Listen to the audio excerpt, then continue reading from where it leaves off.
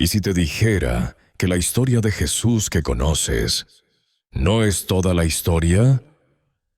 Más allá de los evangelios tradicionales, existen textos ocultos durante siglos que revelan una versión completamente diferente de su vida y de sus enseñanzas.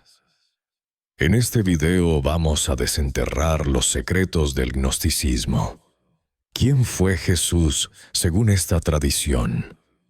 ¿Por qué sus ideas fueron consideradas peligrosas?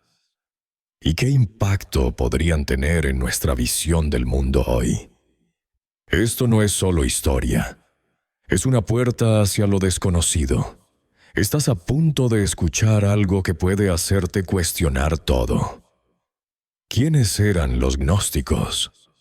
Si pudiéramos viajar casi 2000 años al pasado y preguntarle a alguien, ¿quiénes son los gnósticos?, probablemente nos miraría con desconfianza. E incluso con miedo. En la antigüedad, los gnósticos eran un grupo diverso de personas con ideas que desafiaban lo establecido. Hoy los vemos como parte de la historia, pero en su época eran considerados herejes, visionarios o amenazas directas para el poder religioso. Imagina los primeros siglos después de Cristo. El mundo es un lugar inestable. El Imperio Romano domina gran parte del Mediterráneo. Las religiones se mezclan y chocan en un hervidero de creencias. Y el cristianismo, que apenas está naciendo, intenta definir quiénes son sus seguidores y qué es lo que realmente creen. En medio de ese caos, surge un movimiento peculiar, el gnosticismo. La palabra gnóstico viene del griego gnosis, que significa conocimiento. Pero no se referían a cualquier conocimiento, como aprender a leer o escribir, sino a algo mucho más profundo. Un conocimiento espiritual.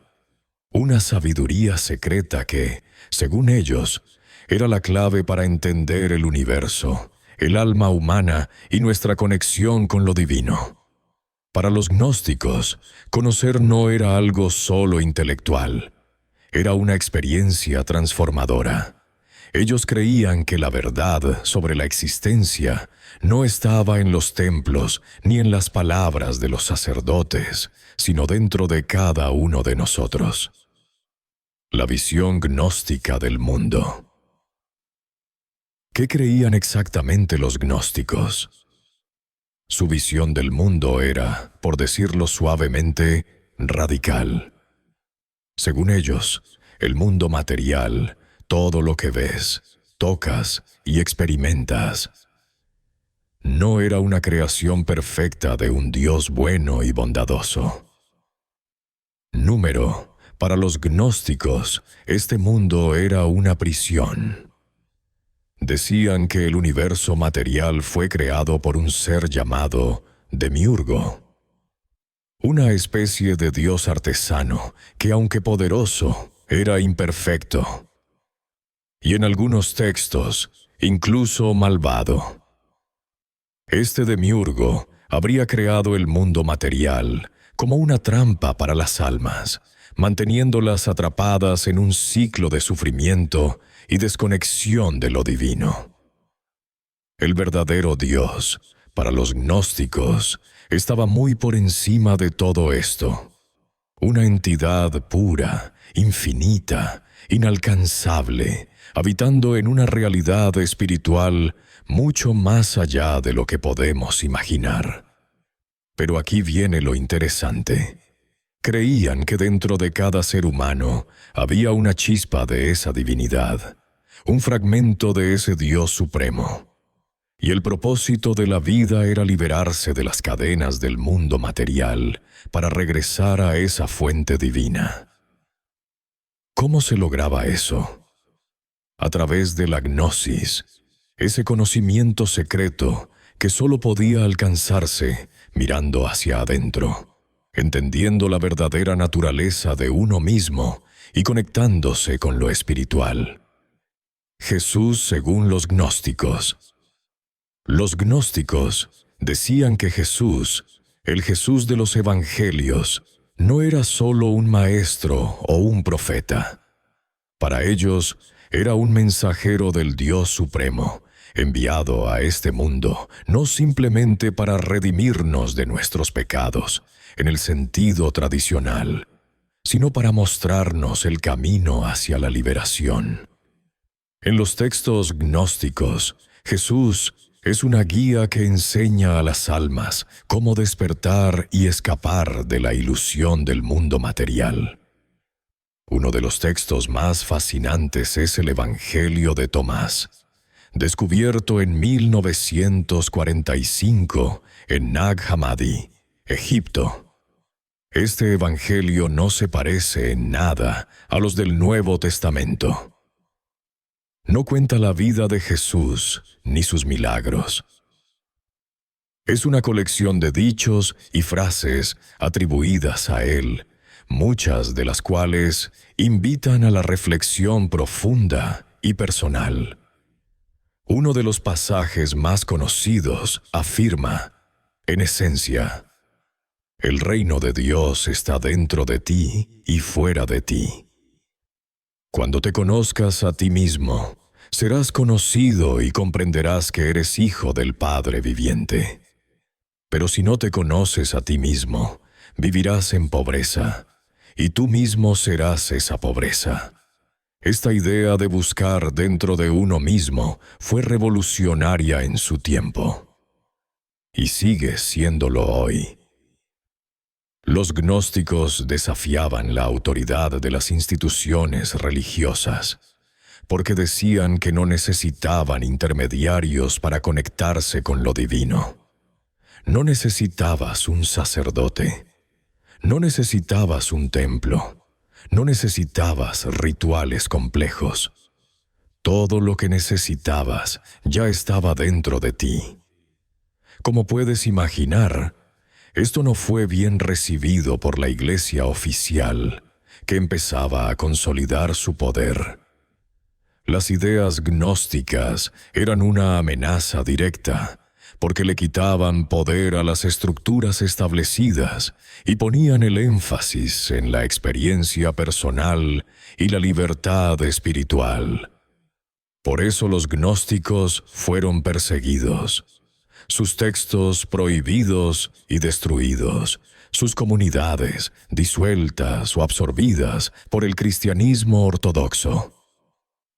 Pero como suele ocurrir con las ideas poderosas, nunca desaparecieron del todo.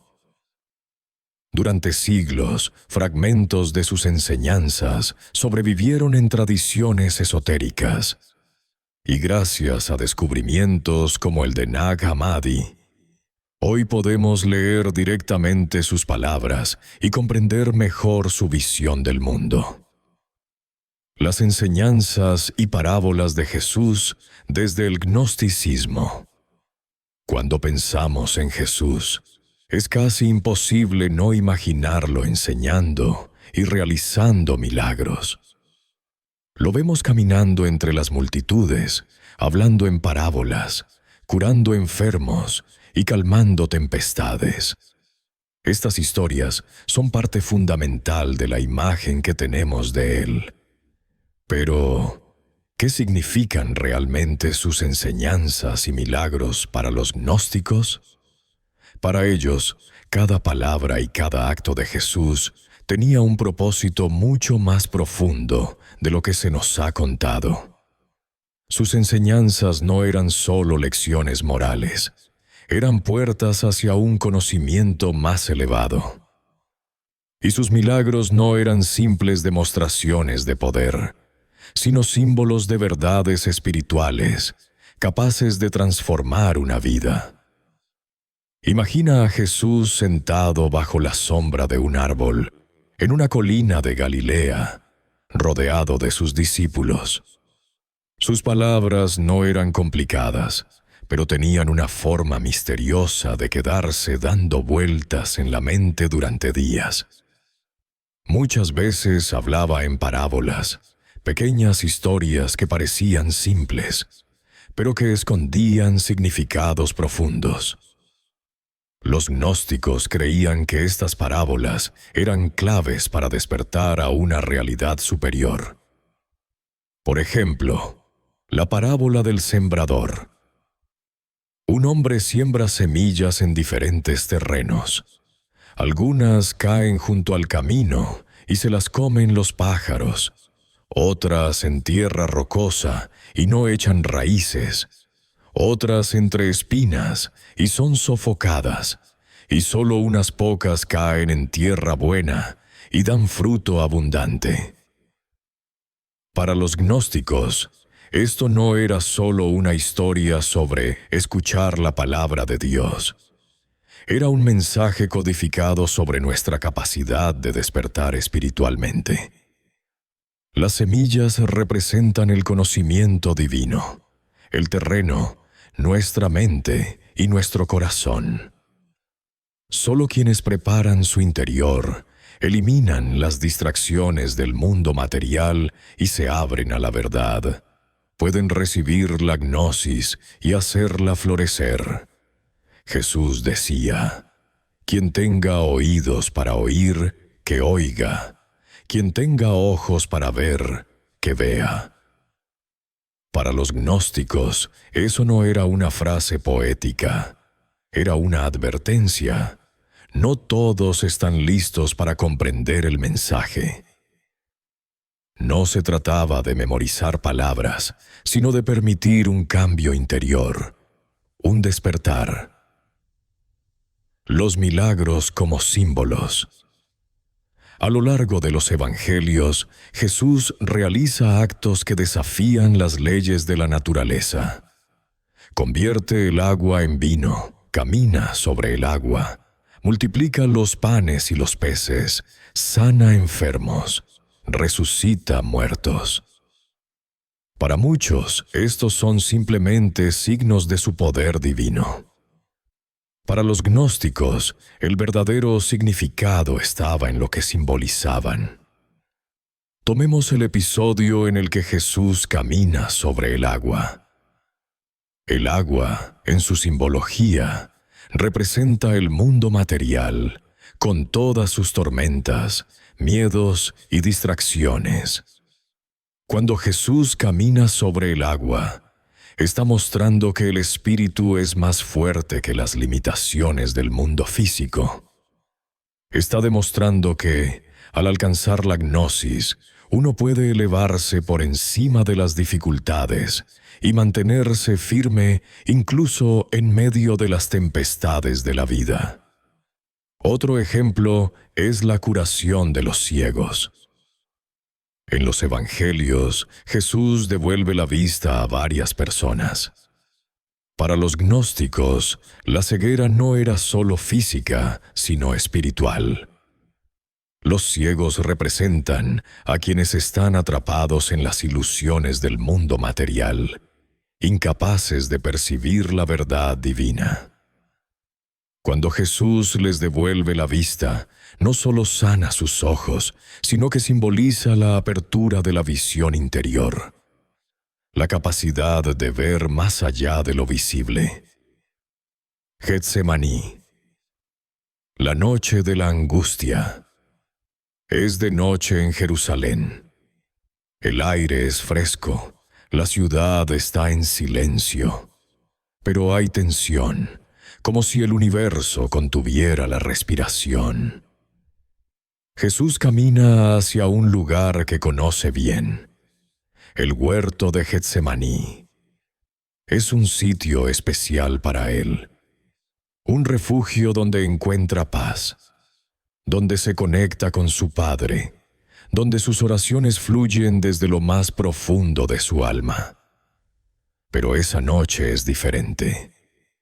No es una noche de paz. Es una noche de lucha interna.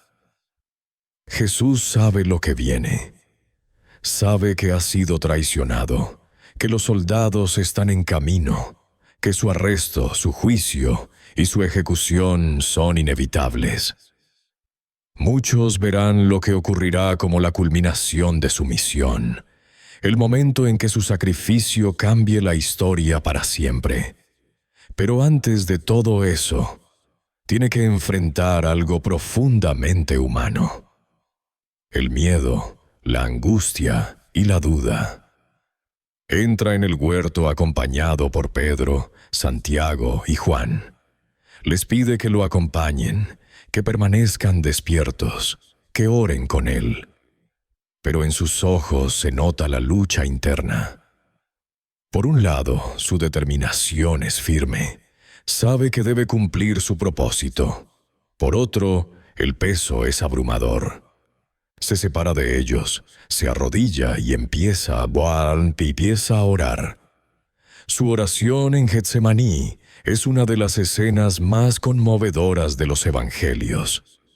Padre, si es posible, que pase de mí esta copa, pero no se haga como yo quiero, sino como tú quieres.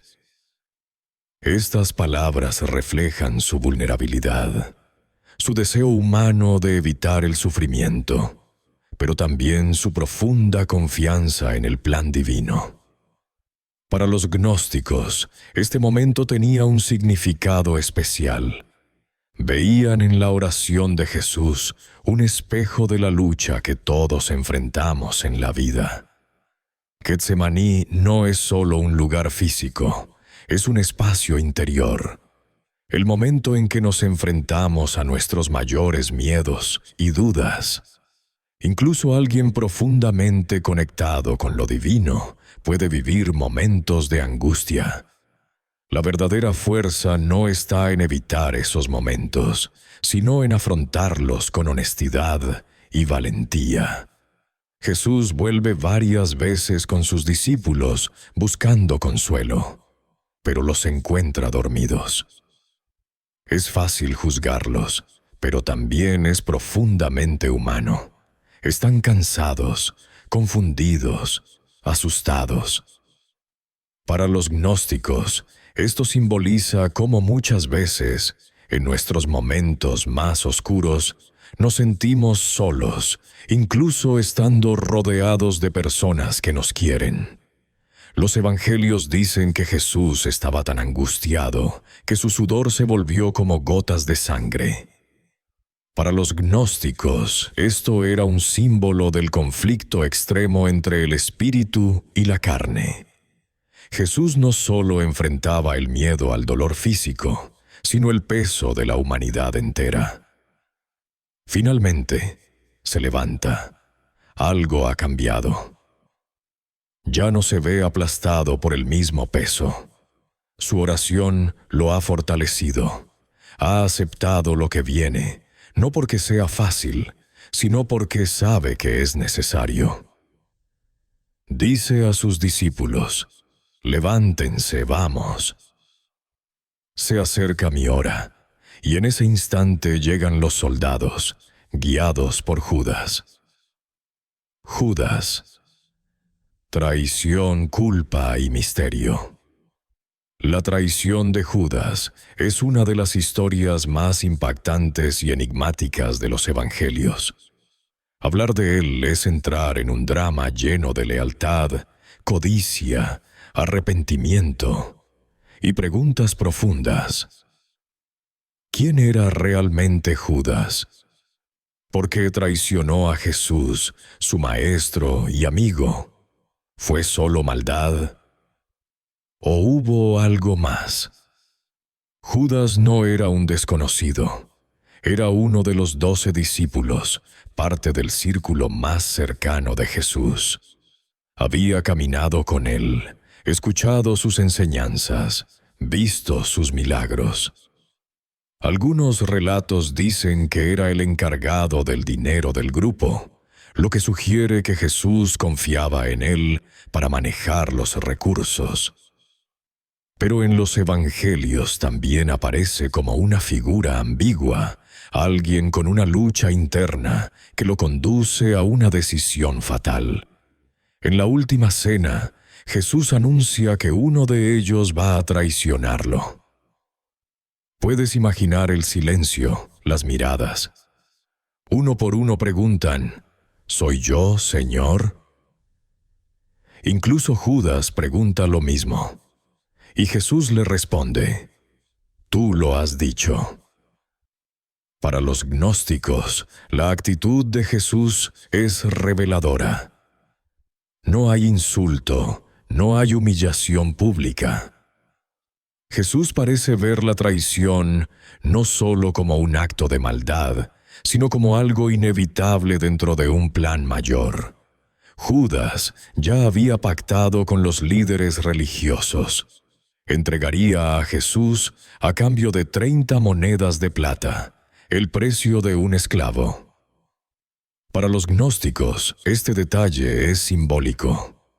El mundo material intenta poner precio a lo que es infinito, la vida y el mensaje de Jesús. En la oscuridad de la noche, Judas guía a los soldados hasta Getsemaní. Para identificar a Jesús, usa un gesto que simboliza amor y amistad. Un beso. Es difícil imaginar un acto con más contradicción. Con ese beso, entrega a su maestro. Jesús no se resiste. Pregunta, ¿a quién buscan?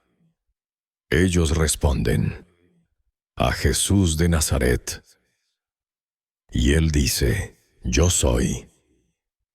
Para los gnósticos, esa frase tiene un peso enorme.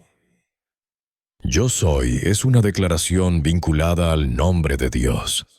En medio de la traición, Jesús afirma su identidad divina y acepta su destino. ¿Y Judas? Los evangelios dicen que, al ver lo que había hecho, fue consumido por el remordimiento. Intentó devolver las monedas, diciendo, he pecado, he traicionado sangre inocente. Pero los líderes religiosos lo despreciaron. Judas, desesperado, terminó quitándose la vida. Esto no lo libera de responsabilidad, pero plantea una pregunta inquietante. ¿Fue Judas solo un villano?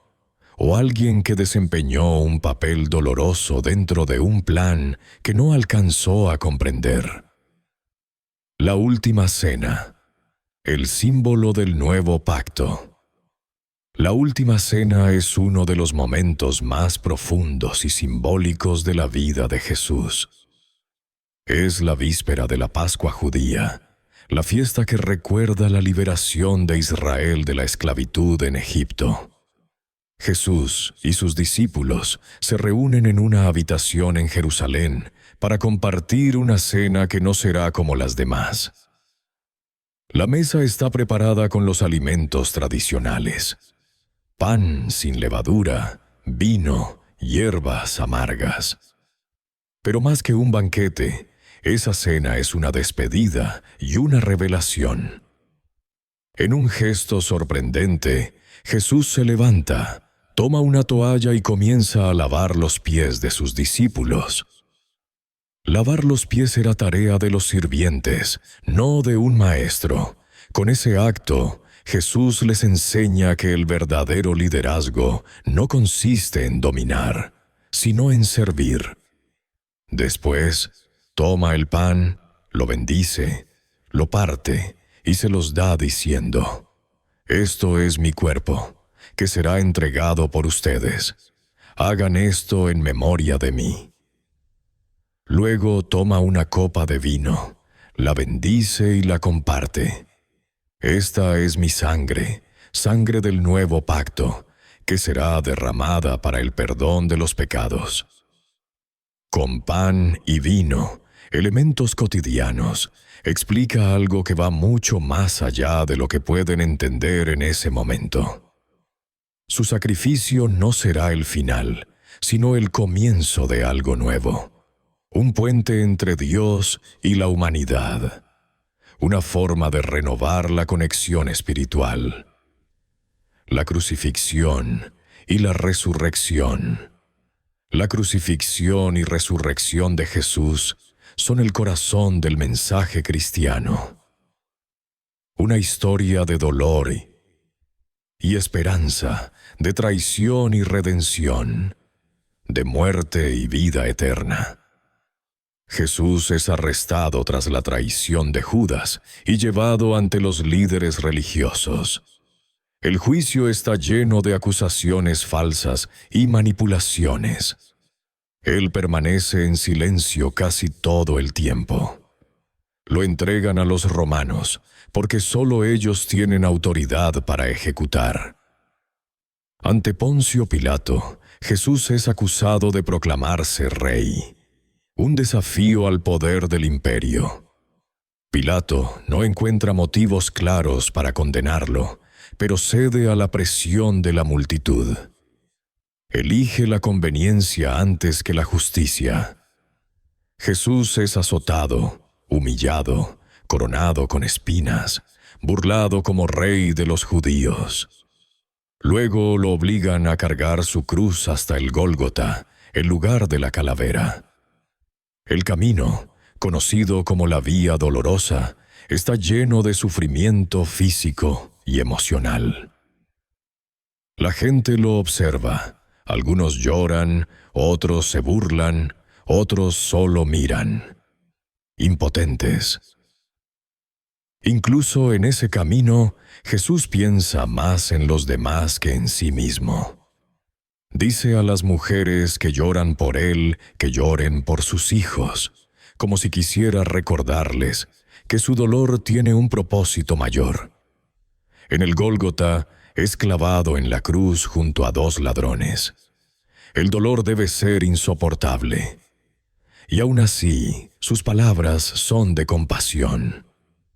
Padre, perdónalos, porque no saben lo que hacen. Uno de los ladrones le pide que lo recuerde cuando llegue a su reino. Jesús le responde: «Hoy estarás conmigo en el paraíso». Tras horas de agonía, pronuncia: «Todo está cumplido», y entrega su espíritu. Los evangelios dicen que el cielo se oscureció, la tierra tembló y el velo del templo se rasgó en 2. Como si la naturaleza misma respondiera a ese momento. Su cuerpo es bajado de la cruz y colocado en una tumba nueva, sellada con una gran piedra. Los líderes religiosos colocan guardias, temiendo que sus discípulos roben el cuerpo. Para muchos, esta parece ser la última página de la historia. El Maestro ha muerto.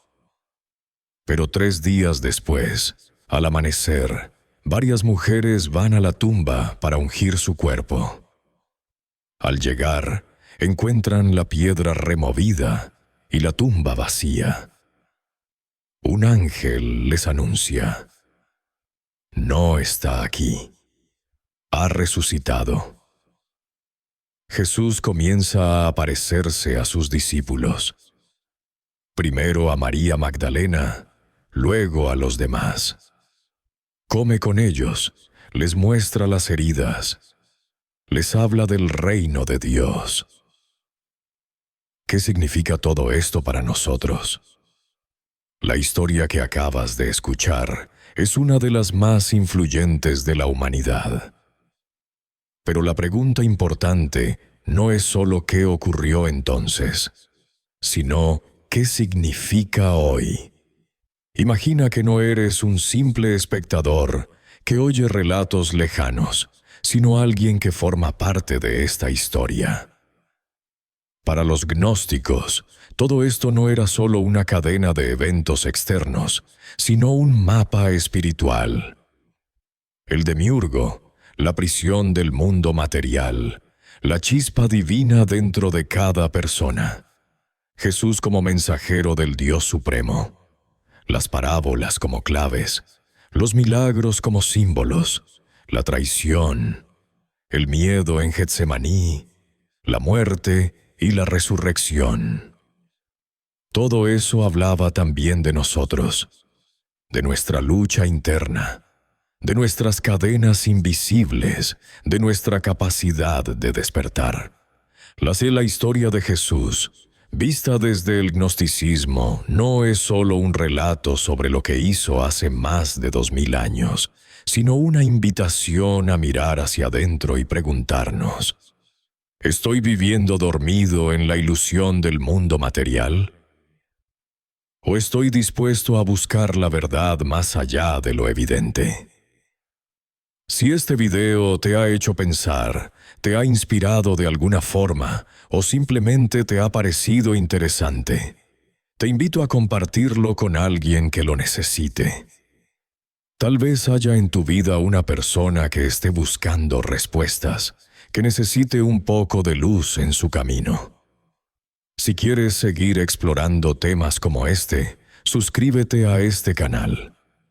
Dale me gusta a este video si te ha aportado algo. Eso nos ayuda a crecer y a llegar a más personas. Y ahora quiero leerte a ti. ¿Qué fue lo que más te impactó de esta historia? ¿Te resuena la visión gnóstica de Jesús? Déjalo en los comentarios. Este es un espacio para aprender juntos. Tu voz también forma parte de esta conversación.